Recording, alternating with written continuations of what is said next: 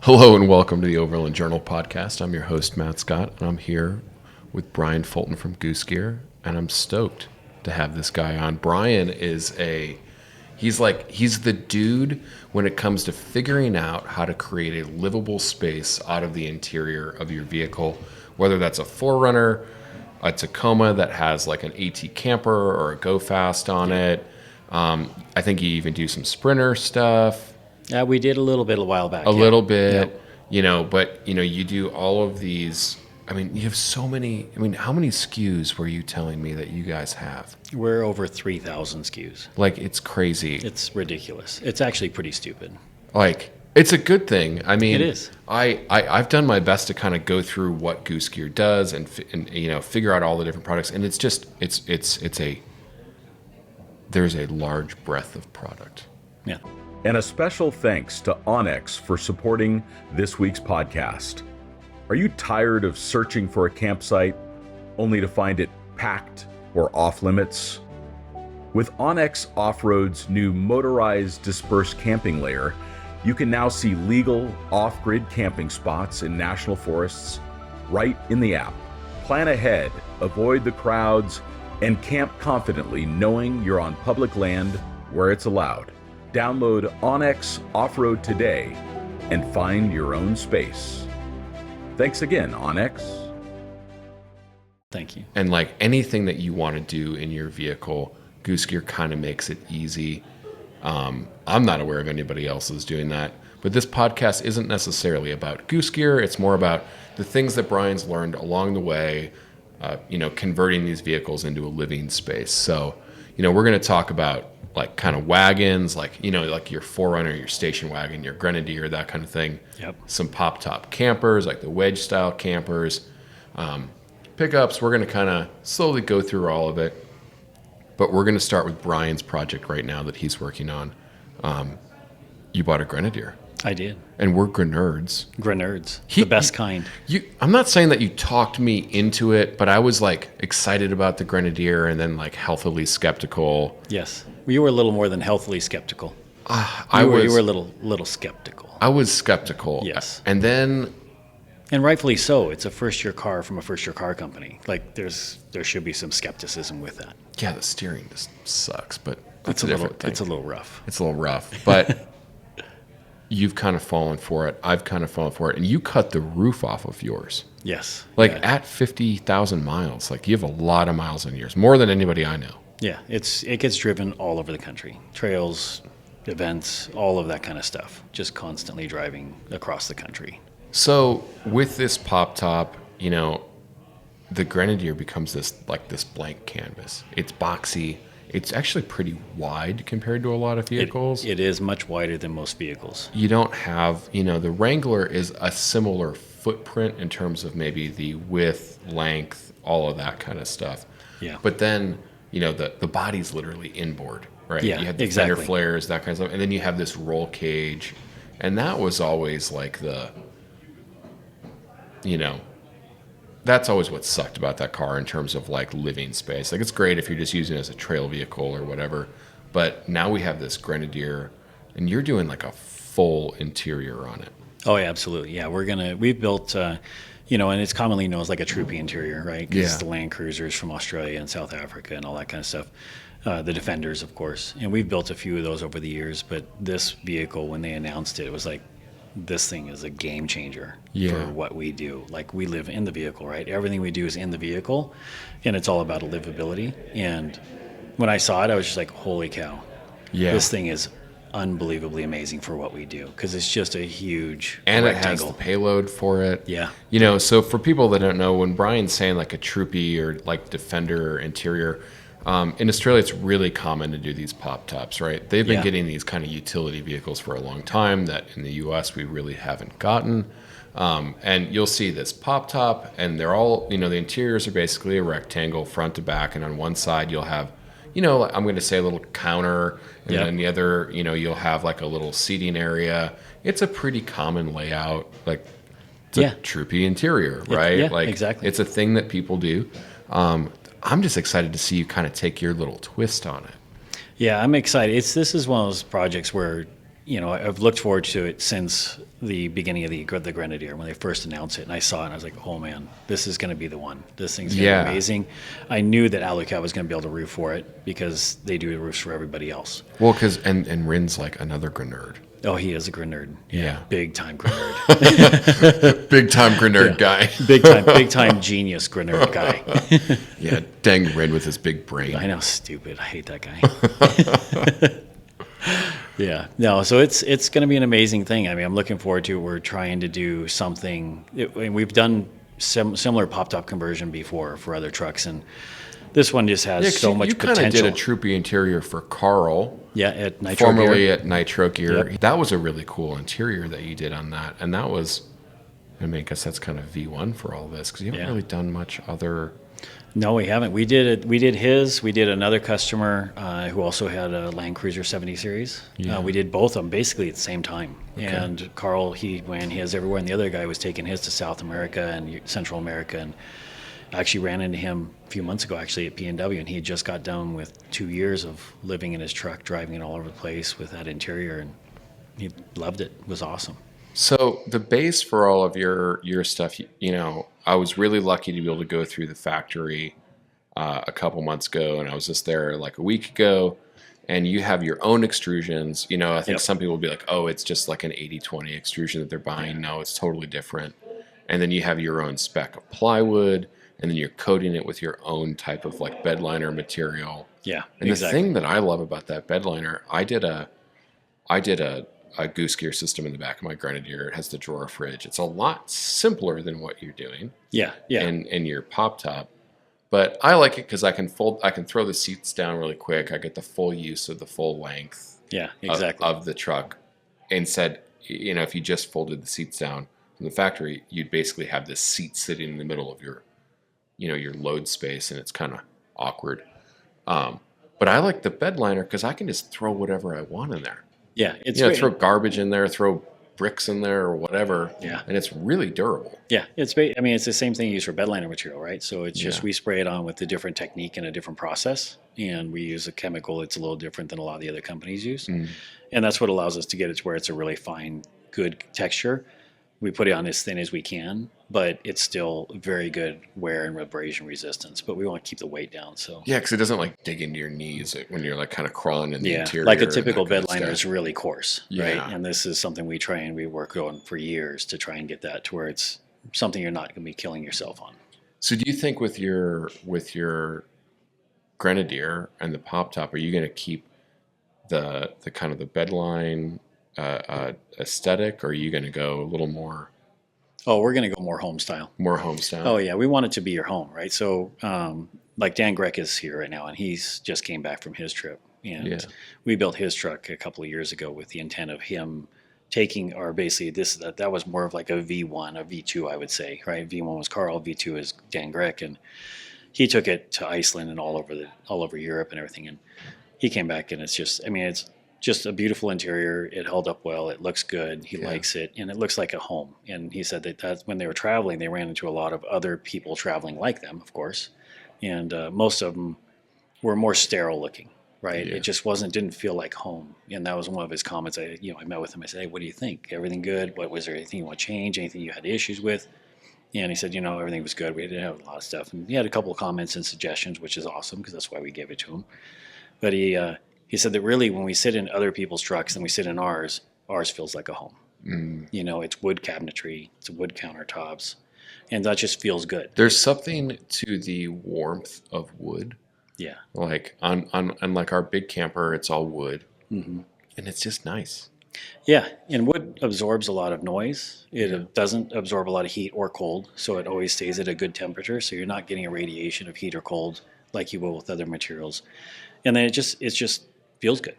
Yeah, because there's always like there's some campers that are like they're grays and they're whites, and then the lights will be like a really cool temperature, super stark, kind of blue. Yeah, and you get in there and you're just like, man, like I feel like I'm in the back of an ambulance. Yeah, the back of an ambulance, medical clinic. Yeah, and that's how people, like our customers, describe it that way. Like when they ask about what we're going to do for our interior, they're like, well, what are you going to do? What kind of colors are you going to do? What are you going to do? That's their concern. They don't want it to feel like a sterile environment, like they're at the dentist office. right? Yeah. It needs to feel like home. And that's going to be the focus, to make it feel like home. Give you everything you have, all of the access to everything. And that's really the biggest thing is, right? Everything needs to be reachable quickly, easily, right? You don't want to have to move something to get to something. And your house is like that. You have a drawer for your utensils, right? You have a drawer for your pots and pans, or a shelf. You know, thinking like that. Your pots and pans aren't behind your cutlery shelf, or and under, you have to move a bag to get to it. Exactly. You don't put your recovery gear there, right? Yeah. You put those things somewhere else. You put all your living stuff that you're going to use every single day where it's quickly accessible. Yeah, I always find like you end up, when you're traveling in the road, you end up with the daily routine. When you're building, like, let's just say like my Grenadier, that's just like a really basic setup. I'm going to throw some camping gear out there. Yeah. I'm going to go out for a weekend trip in that. But when you're doing something where you're really using the word living, there's this routine that you have. You still have to brush your teeth in the morning and at night. You have toiletries, you have clothes, you have to change your clothes, you have to clean yourself. You have all these things that you have to do, and you can't prioritize, like maybe on like a vehicle for like technical 4-wheel drive, you'd prioritize access to recovery gear because that may be the thing that you need to get at very quickly. But you're not using that every day. Like you're using your toothbrush every day. Like you have to consider these things, Yeah, exactly. And that's the biggest thing. Like even our current systems we design and we recommend this to anybody, right? Whether you're doing it yourself or you're buying a system or someone else's, like you're going to eat 3 times a day probably. Yeah. Most people, right? I'm eating 4 or 5 times a day. So like I want to have instant access to my fridge, to my stove, to all my cooking gear. And so everything in the back of my truck right now, which isn't set up for the pop top, but is set up for our typical system, is instant access to the stuff you use every single day, right? You have to have quick access to it. Toiletries are in a specific place, so you need to, brush your teeth, right? Yeah. You don't want to look for that. You don't want to move stuff around. It's got to be quick and easy. Yeah, and it's just interesting. There's just so many different ways to do all this stuff, right? So we're not saying that like this is the thing that works for everyone, but correct. When it comes to like these longer trips, like that's really important. Yeah. So how are you finding, like, you guys are really known for kind of interiors for a lot of the wedge campers, whether that's a Go Fast camper, AT camper, or Super Pacific. I mean, you guys you don't really like make stuff specifically for the camper. It's more the bed size for the truck that it's going in, because that's what correct. It really interfaces with. But like, with the Grenadier, how are you finding that different from like these wedge campers? Because the layouts, I mean, I guess similar in some ways, but also completely different. Yeah, it is different because you want to spend, in my opinion, right? This is just how I'm going to build it for how I would camp, right? Yeah. You're going to cook, when we go camping, we want to be outside the vehicle. Yeah. Right. We're driving somewhere to get to somewhere beautiful. We want to be outside. We want to be sitting on a chair, relaxing, hopefully by a campfire if possible, looking at the view, absorbing the view. So having the ability to cook inside and outside is going to be critical. Yeah. Right. Because there are times when the wind is blowing 30 miles an hour and it's sleet sideways and you want to go inside and cook inside. So you want to have both of those access. So we're going to design around that.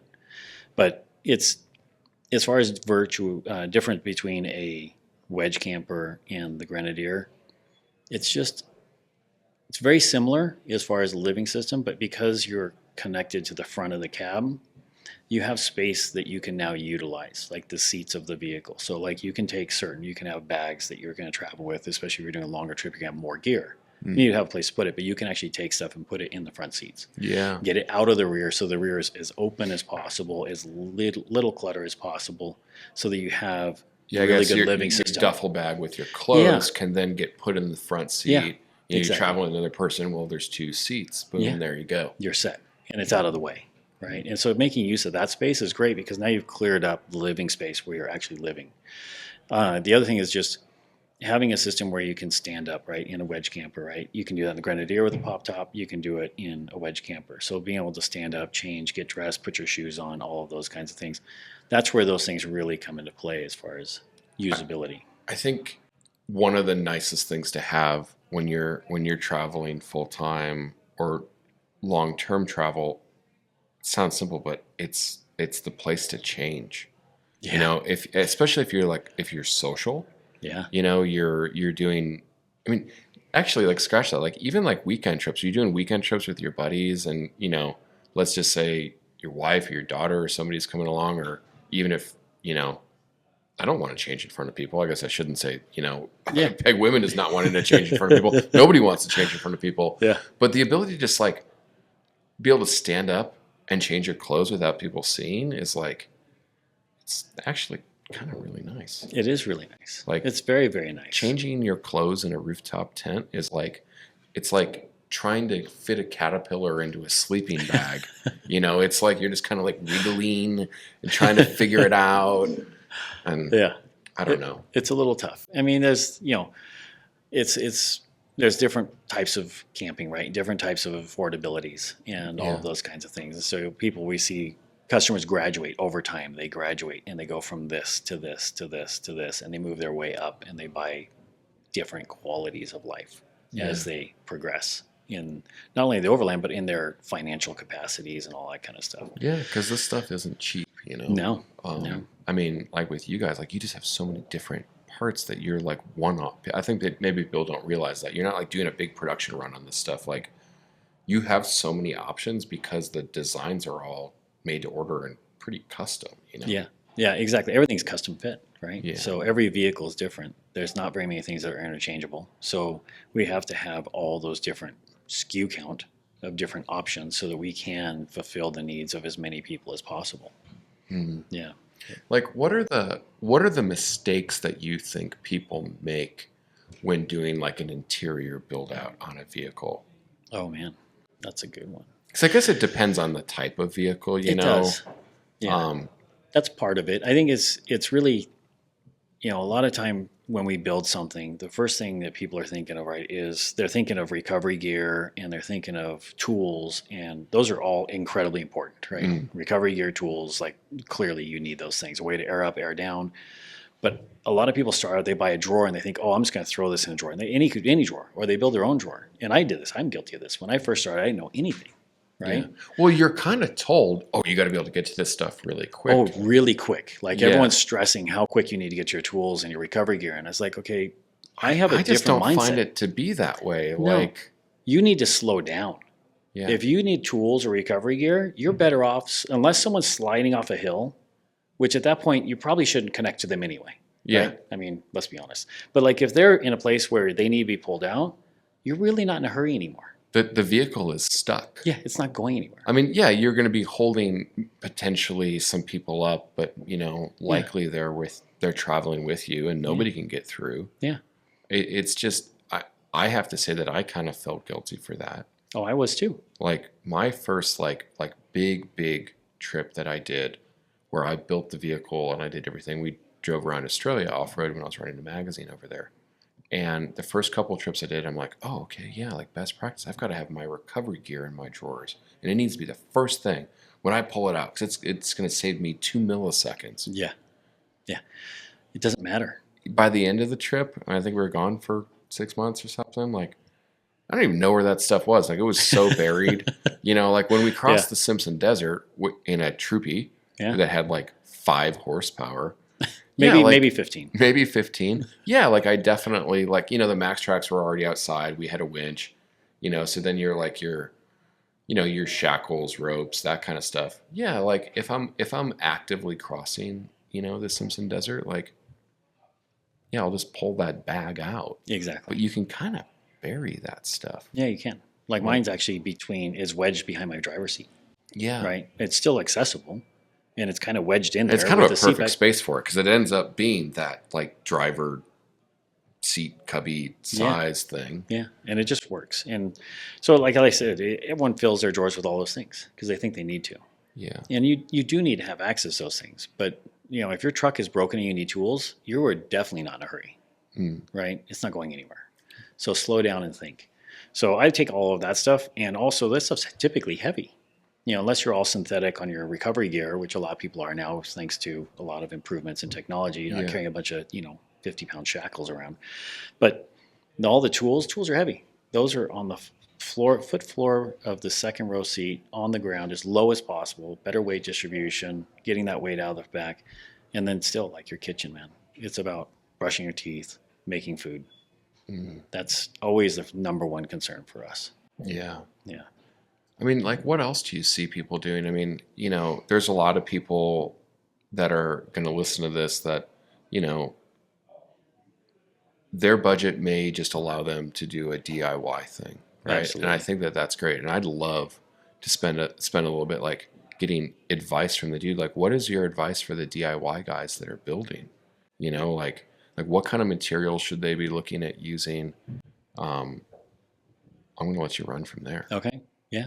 So DIY, I've actually talked to some customers, especially in the early days when I was more active and I was literally the person answering the phone in the beginning, right? Yeah.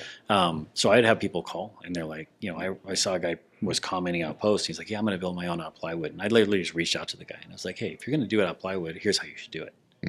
And he was like, why are you telling me this? I'm like, well, I mean, I just happen to have time right now and I feel like just helping you out, right? And it's like, you know, those days are a little harder now. Because I'm a nice guy. Yeah, I'm trying, you know, and plus I enjoy it, right? I mean, we built our first system out of plywood, right? And we owned a cabinet shop, countertop shop, and it was pretty easy for us because we have machines and automation. We build lots and lots of cabinets. But, you know, building out plywood is actually a really good material. The key with plywood is that if you're going to do it in your DIY, like you want to do a dado joint where you're actually putting a notch in the plywood and you're actually putting, it's kind of hard to explain, but you're basically putting a channel. So where one piece meets another piece perpendicular, that piece of plywood falls into that little channel. Okay. And then you lather as much glue as you can in there and then screw it. And the glue and that channel is going to make it unbelievably stronger. Right. So when we do industrial or institutional cabinets for like hospitals, which the doors are getting opened and closed 1,000 times a day. Yeah. Right. Those cabinets have to be built. They're built to a different standard. Well, that's how we would build it out of plywood. That's how we built our first box out of plywood. And you can do it on a table saw. Yeah. You don't need specialized tools, right? You can do it on a table saw. I would say, you know, a lot of people want drawers. And drawers are great, but you probably don't need 5. Yeah.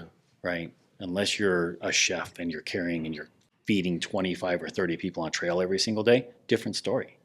But if it's just you and your family, build what you need. I've been digging those Step 22 kind of bag box things where, you know, I've always thought that's interesting for the DIY guy is don't spend the money, time, effort, weight, complexity on the drawer slides. Because those things a couple of bags in. Just slide a couple of bags in. Yeah, if you took the same box and you left 2 openings for 2 drawers side by side, which is, you know, what ARB and there's a lot of side by side drawers. Front Runner, all those guys, they make a lot of side by side drawers, and you just don't put the drawers in. Yeah. And that's actually what our very first system was. It had one little drawer in the middle and it had 2 cubbies on either side. The very first drawer we ever made, right? And it was literally just for bins that slid into those holes. Yeah. It was inexpensive, it was super easy to build, and it worked, right? And it wasn't fancy, wasn't flashy, but it worked.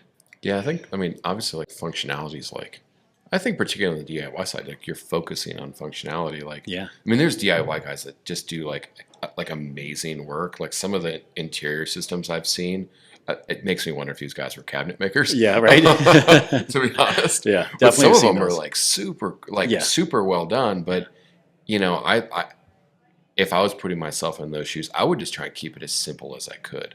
Yeah. You know, like I like the idea of kind of like almost, I'm going to switch from calling it drawers to calling it a platform that you can put stuff underneath. Like exactly. I think that's really powerful. Yeah, it's very powerful. And it's also less weight. Yeah. Right? So there's less complexity, less weight, because when you have a drawer, you have a box inside of a box.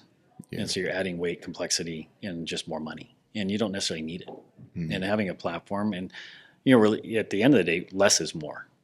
Right? Which is funny because we sell a lot of things, but less is more, right? You don't necessarily need all of those things. You actually literally don't need any of them. You know, it can be nice to have them, but yeah, it's a very nice convenience factor, right? It's a better quality of life. Yeah, but I think I always encourage people, you have to prioritize the travel and then put the stuff second. Like if it's doing the trip and, you know, building a DIY platform or spending the money, I mean, this isn't good for your sales, but do the trip. It's okay. Yeah. But it's true. Like do the trip, right? I mean, that's, you know, my daughter, when we first started, it's like, okay, we're going to do, you know, I talked to her and we had a 4Runner.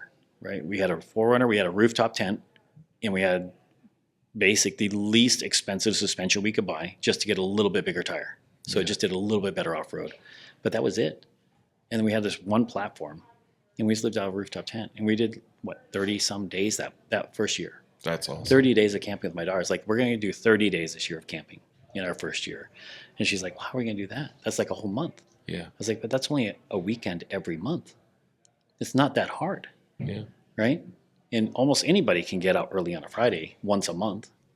So just get in the car and go. And that's what we did. And obviously, as time progressed and the company built and all that stuff, we built better cars with more capacity. She's kind of always been here with you on a lot of these trips. And kind of. It's more than half her life now. She's been involved. It's so crazy. It's crazy. Right? Yeah, she's 21 now, so she started when she was 10. That's unreal. Her first expo was 8 years ago. She has 8 years of expo experience, and she's been to almost every one of them.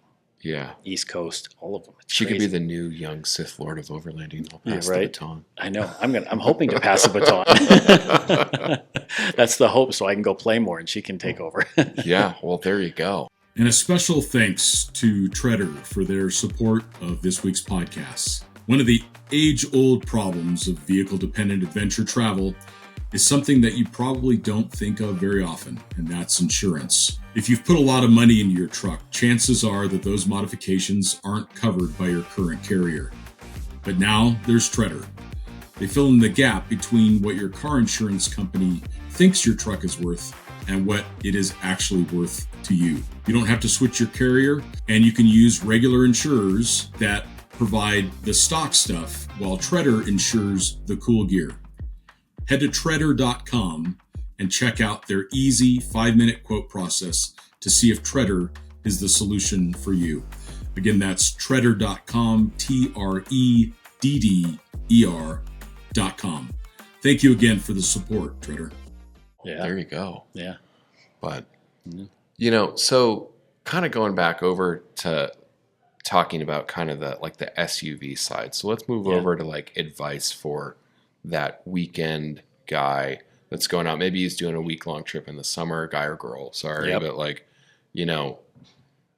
they're driving it to work. They're getting out on the weekends.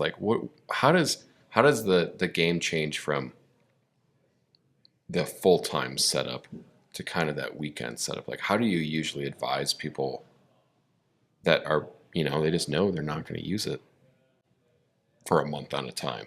Yeah. And that's a good question, because there's a balance, right? Yeah. It's a combination of a couple of things. Is, how much money you want to spend. Let's assume they're buying something. Well, my stuff, anyone's stuff, right? It's not necessarily about Goose Gear on this. It's just anyone's gear. It's just a matter of how much money do you want to spend, right? What's your budget? And then do you need to take it out of the vehicle and put it in the vehicle when you're not using it, right? Do you have 3 kids that you've got to take to all the different sporting events, and you need the rear cargo area? Well, then, your system, as an example, where it's just a little fridge drawer and a drawer, is great, because you still have majority of your cargo area.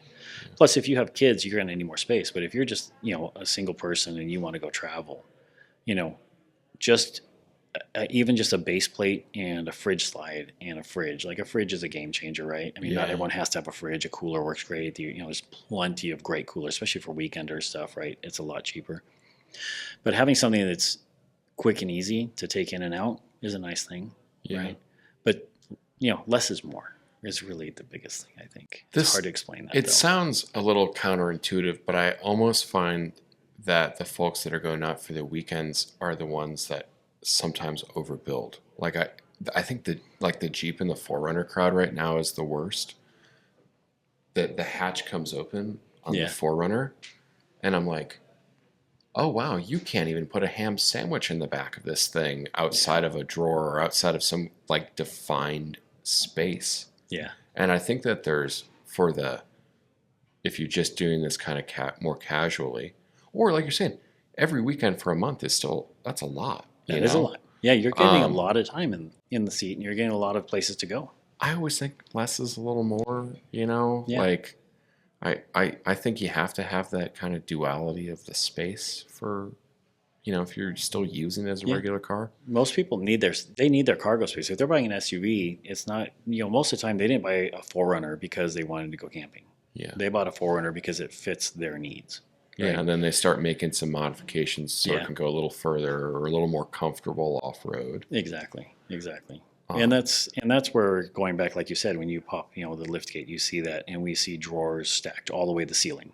Yeah. And then you've got, a fridge cabinet or a camp kitchen or just a 90-liter fridge in their 4Runner, and they're going out for 3 days. And, you're filling it to where you have nowhere to put anything. You have sleeping bags, you have pillows, you have blankets, you have just all your clothes. Like, those things need a home also. Yeah. And if you've got 2 kids with you, like, where are you going to put them, in their lap? Yeah. Yeah. So do less. Do less. Do less. Buy Do less so you can spend more time traveling. Yeah, that's the key thing. I've been with the Grenadier and my little Goose system in the back. I've just done alu boxes on top of that. I mean, I already had them. Yeah. You have like kind of the tie down points, around it, so I can like pretty securely. But then I get another layer that I can put stuff on top of. Yes. If it's throwing a big tent, a swag, or something that just rolls up and takes a lot of space, like I have the room for it, and I really encourage people to like think of it being a modular system. Like, I don't know. Yeah, that's keep just it my modular. thoughts, man. No, it's true. Keep it modular, and then also, don't just, if you're new, like, don't dive in, whether you have the money or not, and just buy like, oh, this is the coolest thing I've ever seen, I'm just going to buy this. Right? Yeah. We have had so many iterations myself. Like, I have a whole warehouse full of junk. Yeah. Things that I bought that I thought would be cool, or things that I thought I needed. Yeah, and it's not necessarily mistakes. You just like everybody is in a different place in life at every different time, right? Like, you may just like need a bunch of stuff again because you have kids or whatever, and you want a place to put it. But that modular aspect that you've kind of designed, I think, is really nice. Like, I know that I could add more stuff to mine, or I already have the base plate and I could take things out. Like, I love that camp kitchen thing that you do. If I was doing longer trips, say I just had a roof tent or whatever, that camp kitchen you have with, like the National in a fridge, and then it has the partner steel stove that comes out, slides out. That's really trick. But you can add that and you can take that out. Yeah, and you can take it out. I mean, that's only 4 bolts, right? Yeah. 8 bolts if you want to really get it secure. But like, mine's been screwed down with 4 bolts forever because it comes in and out all the time. Yeah. Right. We're always changing stuff for shows, and that just works great because it's basically a fridge and a stove. It all slides out. It's one unit.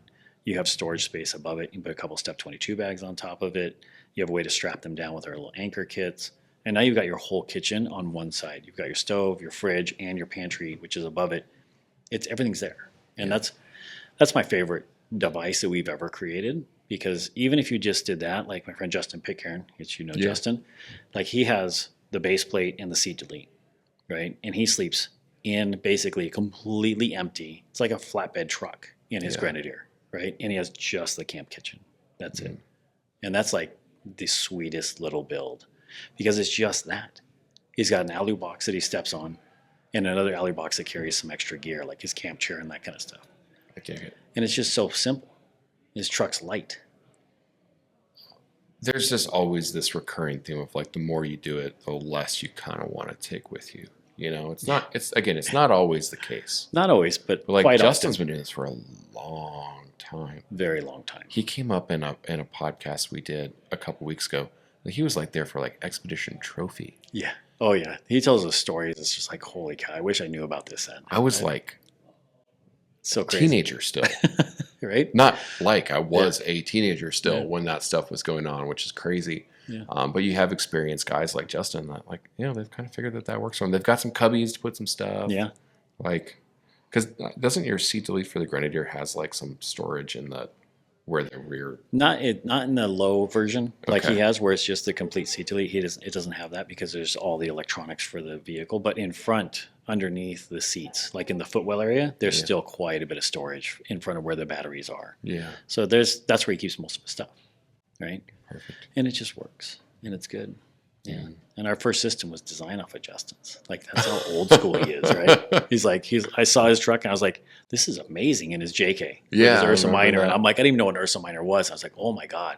This is like, and that's basically the same thing, roof conversion. Well, in a lot of ways, the Wrangler JK, or just the 4-door Wrangler with the pop top on it, the Ursa Minor, like that was the closest thing that we could get to these troopy Defender builds that we were talking about earlier in the podcast. And now we have another option, but there's also so many vehicles on the market now. Like, I mean, what is, aside from the Grenadier, because sometimes this sounds like a paid advertisement for the Grenadier, and I get in trouble sometimes. We don't get any friggin' money. Yeah.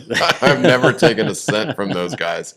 I paid for mine. I know. Me too. What? Yeah, I wish. Yeah, like I wish, like you're sponsored by them. Yeah, no. I wish. Yeah, I mean, that'd be super nice. But what's, you just also did some stuff for the GX, and that's a cool platform. I'd love to talk about this new 250 platform. That's, the new Land Cruiser. It's the Prado that we never really got. Well, we got it as the Lexus, but now we have this heckin' cool GX 550 over Trail Plus. Like, who would have thought a Lexus would be selling for over sticker? Yeah, it's crazy, right? Like, and still. And it's a great car, and the demand is high. Like when we take it, we've had Christian Schmickler from CBI. We've had his truck in our booth for the past 3 expos because he was one of the very first people to get one, and he was nice enough to bring it to us to let us build out an interior.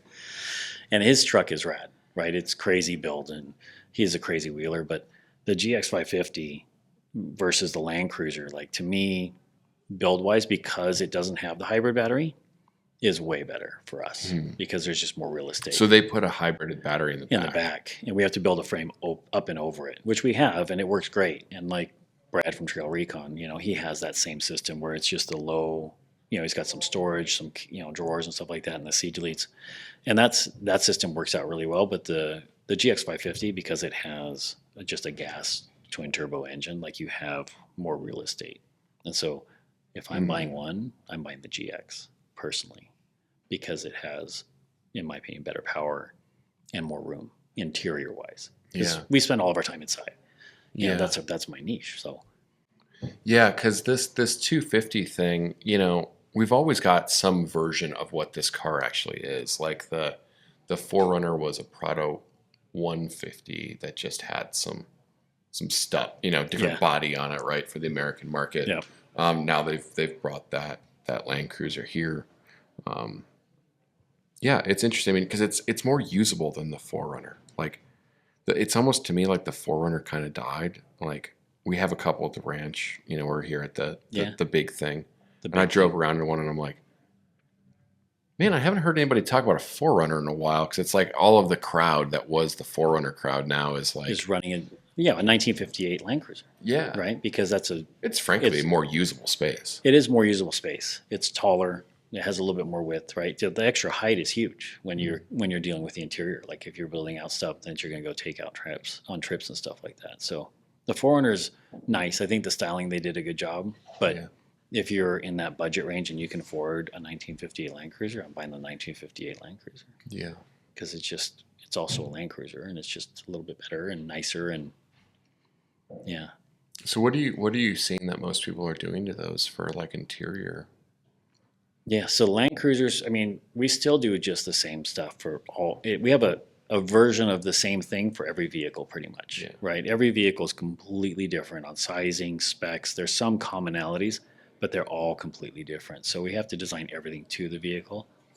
But we do a lot of, side-by-side drawers are very popular. That's the old, and when I first started, like, that's what I looked at. I was on Expedition Portal, and I'm just scrolling and looking what everybody's building. And this, I just found out about the industry. I had no anything about it. I found Overland their first season, Andrew St. Pierre White, and I was like, wow, you guys. Yeah, how did you actually even get into this? That's, we'll go into that afterwards. Yeah, that's a story in itself. That's a story in itself. But just sheer panic of realizing my daughter's 10, and we had our cabinet business. In like the previous 4 years, I was working like 70 hours a week. Yeah. And I realized she went from 6 years old to 10 years old. Like that.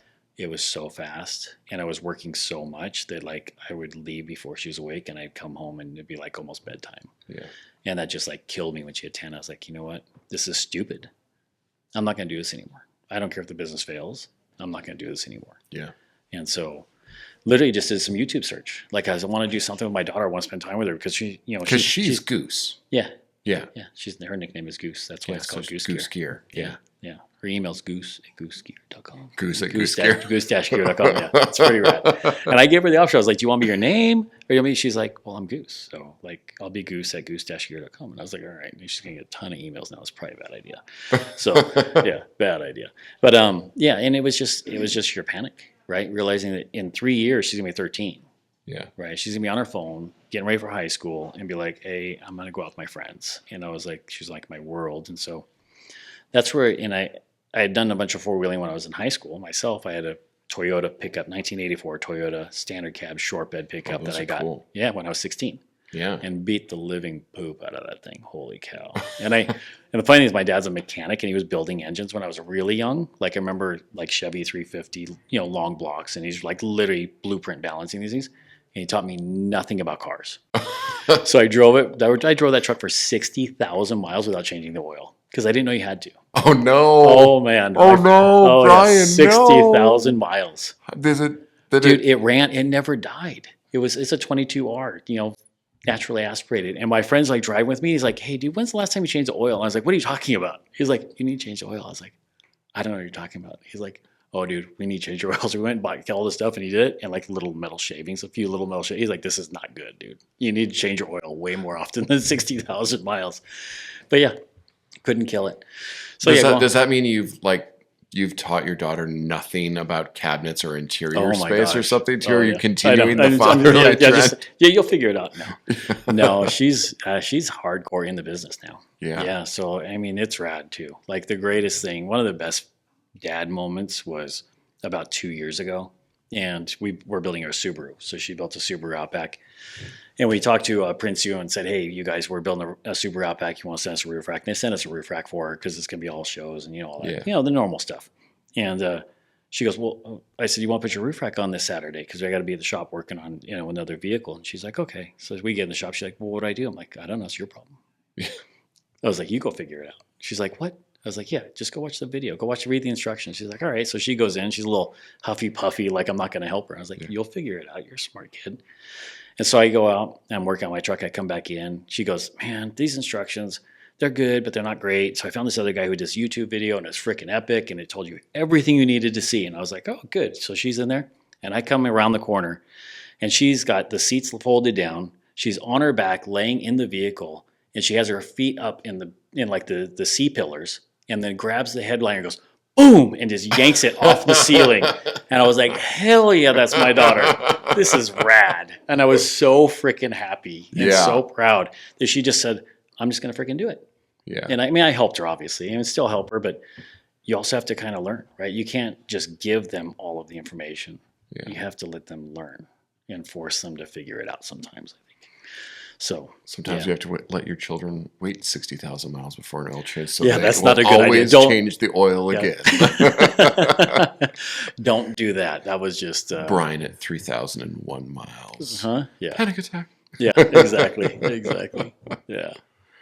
So, yeah. Super awesome. But now she tears all the cars apart. So we get like the new 4Runners coming in. I think in like 2 weeks, and we'll bring it in. We'll pull in the truck in the shop.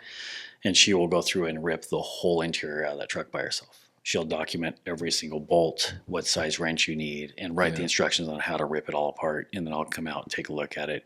And then we'll discuss what our plan is. And then we'll draw stuff. And then she'll actually do all the test fitting. And then I'll make all the notes. We'll make some adjustments. And then she'll do the final test fitting. And she'll write the instructions and document all that stuff. And so, that's crazy. Yeah, she does all that now. That's awesome. Super rad for me because it saves me so much time. Yeah, but it's a good experience for her, right? Yeah. So, and she's stepped it up. It's pretty rad because now she handles all like any sponsorship, media type stuff. She handles all that now too, which is pretty rad. Yeah. Well, that's cool. So back on vehicles. Sorry. Back on vehicles. Segue.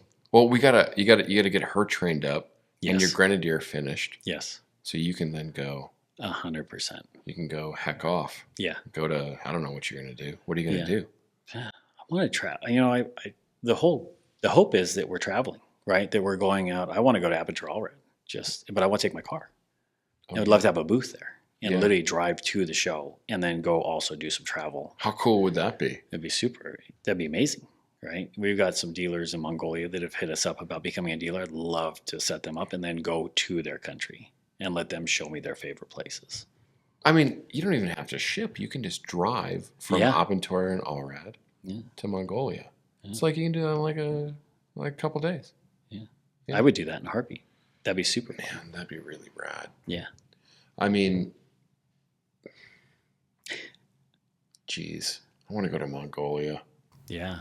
Like, I just had a friend that drove his Grenadier through that whole area, and man, I think like just the whole like Eastern Europe stands Silk Road thing is just like such a cool trip.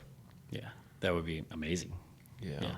And then to have a dealer network that's selling our product, that you can literally go from each dealer and then they take you to their favorite cool spots that you're not going to normally find. Yeah, so here's the idea. They start off at the show. They don't know what they're doing. So they buy just like one piece. And then all along the Silk Road, you've set up shops. Yeah, and then that'd be they can perfect. just add little pieces along the way. And then I can help pay for the trip. Yeah. That's perfect. Perfect. Yeah. Well, geez, what are some like I really want to like dive into kind of this DIY thing again. 'Cause I think it's cool. Yeah. But for the guys that are doing like the guys and girls are doing like the pickup stuff or like the van stuff, like let's actually talk about vans. I know that you're not doing vans, but there's so many people that do like DIY conversions in the vans. You've seen them. Like, what are the things that people need to look at differently? Like, what are they really doing wrong? So probably something you see a lot of is people put the kind of hardware you use is important, right? The strength of the hardware. In the early days, we saw a lot of van builders, DIY people using the push button latches because they look really cool. They're really clean, really small. Yeah. But they implode. They grenade. I have them. Oh, they're terrible. I have the Hefele ones, and I had the very plastic familiar. ones initially, and they make a metal version, but it's actually worse to use. It's worse to use and it still is going to fail. It just delays the fail. Yeah. Yeah, it's not made for that, right? And so probably a big thing to think about is when you're building any vehicle is the side-to-side rocking motion is where all the damage happens. It's not the front to back. It's the side to side because you're on a trail, you're hitting a rock, the vehicle's rocking side to side, and you know what it is. I mean, you've had times, I'm sure, where at some point you're doing something and the B pillar comes and smacks you in the side of the head. Yeah. Right? It's not fun. Doesn't feel good. But that motion is very violent on vehicles. So doing a ton of drawers that go side to side, east-west on a vehicle, is not really always the best idea.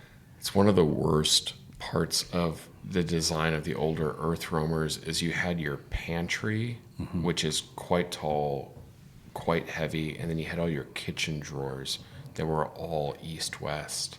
Yeah. And I constantly break those latches. Yeah. It's everything inside of it slamming back and forth. Even if it's not heavy, it doesn't take a lot of weight. It's just that repetitive slamming wears everything out and breaks it. And we learned this the very hard way. The first system we ever built, like the first true interior we ever built was for Dave Bennett, with American Adventures. And we built his truck and we put 2 drawers sideways at the front of the truck, right behind the bulkhead. And we completely grenaded the latches and completely grenaded. Even the ball bearings on the drawer guys just disintegrated. Ball bearings all over his floor. Yeah. And the drawers laying on the floor. But and it's natural to want to do that because that's generally speaking, that's where your length is. Front to back is your length, and then your width is just not as much. So you're like, okay, it's that troopy style build out that we were talking about. Yeah. You've got the cabinets on the one side. Of course, they're going to pull out. Yeah. Pull out to the inside. Yeah, they're going to pull towards the inside because that's where you're standing. It's like your kitchen. Yeah. Right? So you want to have that functionality going in and out because that's where you're standing. But I usually recommend just as few as possible. I'm a big fan of drawers. Yeah. But on that kind of build, as few as possible. Right? Put it on a shelf, put a bag in there.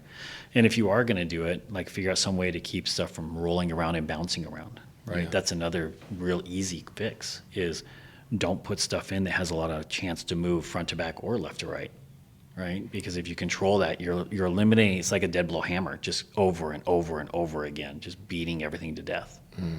Yeah, and you guys have those kind of like drawer inserts that you can kind of adjust. Yeah, the Rumex. Yeah, those are pretty cool. That's something that I think I might add because I notice my drawers are usually like empty. But I'll throw like a lantern or like I actually like keep my mountain bike stuff in there. Yep. Like Laura and I basically when the Grenadier's not doing something, it's our mountain bike truck. Yep. And there's always a water bottle or something rocking back and forth. And it's that, I never really thought about it. I mean, I have, but that side-to-side motion that's just so repetitive and just kind of gets you. Yeah, and that's where all the damage comes. So, yeah, that stuff is Rumex, and we sell that. Paul Made, Quip sells that, and a bunch of other people. But yeah, that stuff works great. It also works great because you can cut it to length. You can create your own dividers, and this is great for DIY people, right? Mm-hmm. It doesn't have to go in our drawers; it goes in any drawers. Yeah, and you can get it from Paul, from us, from all kinds of different people. Yeah. But it just also creates a layer of insulation from noise because it's foam lined, and so it absorbs whatever's in your drawer that's rattling. You don't even hear it outside the drawer. Yeah, because it's absorbed. Yeah, like your noise. Stuff's not too bad with like that Baltic birch ply. Yeah, the Baltic birch helps. I've been in some vehicles that have like aluminum drawers, and one, just generally not a fan. Aluminum, when things abrade against it, it's the moment you get through that coating. Yeah, everything just turns black and filled with dust. Like, I had some aluminum cases when we did the Dempster Highway, and that's, the total trip was 15,000 miles or something, and everything inside of the aluminum was like black, wrecked. Yeah, and it's the powder. The aluminum turns to powder, and it just gets on everything. Yeah. Yeah, geez, it's these simple principles, that side to side thing. If there's one more thing that you'd kind of like, you see people do, whether that's in vans, in pickups, in SUVs, like what is that other like thing that is like the glaring, like simple observation that you have? Yeah, so I mean, on all of those, one thing that we see a lot of and we get a lot of requests for is people are like, oh, hey, do you make a drawer that goes all the way front to back? Well, that's a big drawer. Yeah. It requires a big set of drawer guides. And that really requires a different type of construction if you want it to last. We even build our drawers differently when we get into the bigger drawers. We don't build them like the other ones. So probably the one thing is everyone wants to have these big, massive drawers that pull all the way out of the back of their pickup bed. Or they want to have a big drawer that pulls all the way from the Well, sometimes you'll see the guys that do guys or girls that do the bed slide or whatever the thing is, your whole thing comes out. Yeah. And then they'll put drawers on top of that. And then I've even seen a fridge slide on top of that. And I'm like, my dude, you have like 20 feet of extension. like, okay, kind of cool. But like, I'm thinking that this is lifting the front tires off the ground. Yeah. There is something to that. Yeah. So like if you don't need a big drawer that big, right? It comes down to what are you doing? Like, I mean, if you're like constantly doing trail work and you're restoring trails, and you might need that drawer. If you're a contractor, you might have a bunch of tools. But if you're just going camping, like you can do a half drawer and then just have storage space in front of it that you can put bags in or gear or your recovery gear or your tools, stuff that you shouldn't be looking at every single day anyway, hopefully. But you're going to need your kitchen. Yeah. Right. So put all that stuff in the back and maybe just do a half a drawer and then just make storage in front of it. You can still use the same box. Yeah, there's always something like you can kind of like hide in little spaces. Like on my system, like I put that, I have the drawer fridge and there's maybe like 10 inches of space behind it, 8 inches of space behind it. Yeah.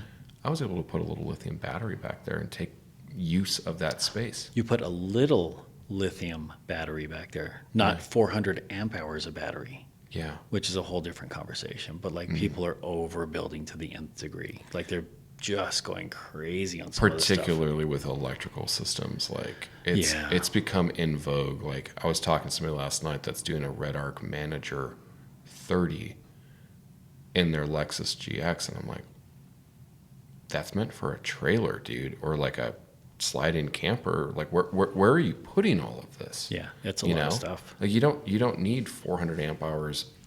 I mean, that would run a fridge like a Dometic fridge is like 1 or 2 amps per hour on average. A couple amps maybe per hour. In amp hours, a couple hours. Like, do you need it to run, until the next election? Right. It's a valid question, right? I mean, if you're holding out for that long, then maybe you need to. Yeah. Right? Yeah. Yeah. It's, less is more with everything, right? So just do a half drawer in the back. Do just the power system you need. And another thing that we see, this is a good one actually, now it comes to mind, is we get this comment a lot. Well, why don't you, make everything wall to wall and box everything in? It's like, well, you can do that, but my recovery bag fits perfectly to the left of my kitchen in that little space where you have to also have to have the jack. The little, you find the little It's a cubby little and you pocket. shove a jacket in there or something. And that stuff, like everyone wants to get this thing to where in a lot of DIY, they do it because they're building it, right? But there's something fun to that, right? Making it all custom tailored and Like fit. very specific. But if you don't have a way to access that space quickly and easily, it's really dead space, right? Mm-hmm. So leaving the space around there, or even, on a drawer system, any of our drawer systems, right? There's a natural on the back seat, the second row, it has a lean to it. And then the drawers are vertical. So it creates a triangle back there. So like in my other truck, I kept all my tools there. And the Grenadier factory toolkit fits perfectly in that little space for mine. And it's perfect and it's secure and you don't have to worry about in an accident or something like that. Hopefully, God willing, nothing that happens. But like, let's say you roll over or you get in an accident. Those tools, which are heavy and metal, aren't flying around the vehicle because they're in a triangle, like a locked in triangle, which keeps them secure. Like that's not space you need. I don't think you need to make a drawer that follows that angle and has a funky angle on the drawer because it's a great use of that space in other ways. Yeah, like maybe it seems cool when you're just kind of geeking out designing it, but like, do you really need to work that hard on it? No, you're just adding more weight, right? Yeah. And I've seen people do it where they put cubbies or they'll custom build it. And we did it for one of the guys that worked for us one time. He's like, I want it to go all the way this way and follow this angle. And it's okay, we did it. And it's like, okay, we just added a lot of money, even at our cost, and a lot of time and a lot of extra weight, where you could have just thrown your bags in there and been done. Yeah. So don't overthink it. Yeah. Right. There's a lot of overthinking. Those spaces that are there, all those little nooks and crannies, you can make use of. Yeah. Yeah. It's been so many little pearls of wisdom from Mr. Interior. Trying. Yeah. Well, I can't wait to see what goes on with your Grenadier. You're hoping to unveil that later this year? Yeah. We'll definitely have it done later this year. Hoping, crossing the fingers. Expo Mountain West, we'll have it done and on display. I don't even know when that event is. End of August. There's like so many of them now. There's only 22. There's only 22. Yeah, so every other week. It's crazy. Like for like most of the businesses in this industry are not that large, and it's like if you went to every event, you'd have to have a full-time staff. Yeah. To do all of them, like it's a little crazy. Yeah, the expos are a lot already at 5 a year. Yeah. That's a lot. I think that's kind of like that's our max. Like anything past this, and it's going to be that's where this unmanageable. big thing is nice. Is like it's starting to be at these bigger shows that you're just getting like I'm not saying even like internal marketing staff. Like how many of the booths did I see at West that were just like hired temps? Hired temps. Yeah, or hired sales marketing people. Yeah. Yeah, there's a lot more of that going on. Yeah, it's interesting. But as consolidations happen, all that stuff starts to get a little bit different. Yeah. Yeah. Well, we appreciate you coming on. I can't wait to see what goes on with the Grenadier. I'm eagerly awaiting its completion. Me too. As are, I'm sure, a lot of people that have the pop tops and everything. So yes. You can find out more about Brian through his company, Goose Gear. I think your social is just Goose Gear. Goose Gear. Yep, simple. And I just can't thank you enough for coming on, man. No, man, my pleasure. Super happy to be here. So, great podcast, man. It's a great podcast. Yeah, you guys are awesome. I have a podcast. It has become a little cliche having a podcast. I feel like we've been doing it since before it was cool. We're like the indie band. Yeah, you guys have. Yeah. Also, it's, you guys know what you're doing. So there's good intel here. I'm actually all AI. I don't actually exist. Oh. Yeah. There's the robot controller. Yeah. Paula is my robot controller. I am AI. And on that bombshell, yes. Thanks for listening to the Overland Journal podcast. I'm your host, Matt Scott. Brian Fulton from Goose Gear was here, and we'll see you next time. Thank you.